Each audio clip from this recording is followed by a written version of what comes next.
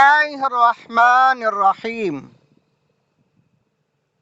کرامات شیر خدا رضی اللہ تعالی عنہ۔ فالج زدہ اچھا ہو گیا۔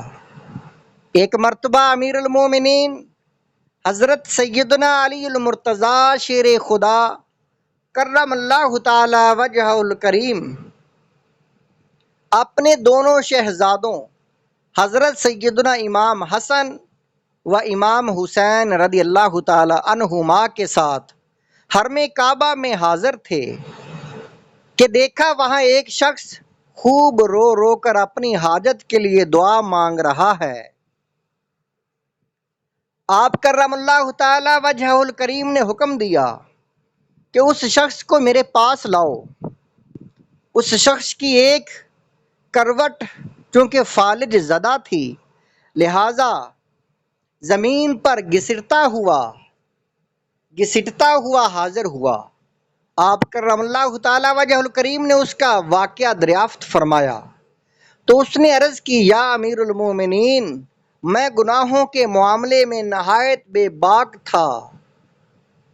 میرے والد محترم جو کہ ایک نیک و صالح مسلمان تھے مجھے بار بار ٹوکتے اور گناہوں سے روکتے تھے۔ ایک دن والد ماجد کی نصیحت سے مجھے غصہ آ گیا اور میں نے ان پر ہاتھ اٹھایا۔ میری مار کھا کر وہ رنج و غم میں ڈوبے ہوئے حرم کعبہ میں آئے اور انہوں نے میرے لیے بد دعا کر دی۔ اس دعا کے اثر سے اچانک میری ایک کروٹ پر فالج کا حملہ ہو گیا اور میں زمین پر گھسٹ کر چلنے لگا۔ اس غیبی سزا سے مجھے بڑی عبرت حاصل ہوئی اور میں نے رو رو کر والد محترم سے معافی مانگی۔ انہوں نے شفقت پدری سے مغلوب ہو کر مجھ پر رحم کیا اور معاف کر دیا۔ پھر فرمایا، بیٹا چل، میں نے جہاں تیرے لیے بد دعا کی تھی وہیں اب تیرے لیے صحت کی دعا مانگوں گا۔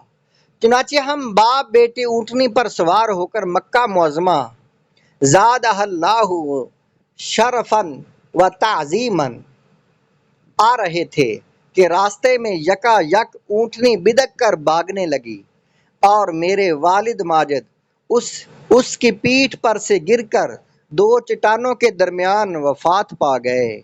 انا للہ و انا الیہ راجعون۔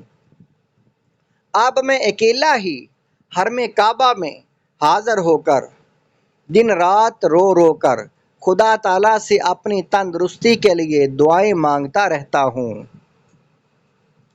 امیر المومنین حضرت سیدنا علی المرتضیٰ شیر خدا کرم اللہ تعالی وجہ الکریم کو اس کی داستان عبرت نشان سن کر اس پر بڑا رحم آیا اور فرمایا، اے شخص، اگر واقعی تمہارے والد صاحب تم سے راضی ہو گئے تھے تو اطمینان رکھو، انشاءاللہ سب بہتر ہو جائے گا۔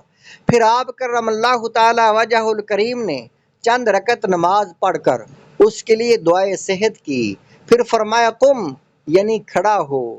یہ سنتے ہی وہ بلا تکلیف اٹھ کر کھڑا ہو گیا اور چلنے پھرنے لگا۔ کیوں نہ مشکل کشا کہوں تم کو، کیوں نہ مشکل کشا کہوں تم کو، تم نے بگڑی میری بنائی ہے۔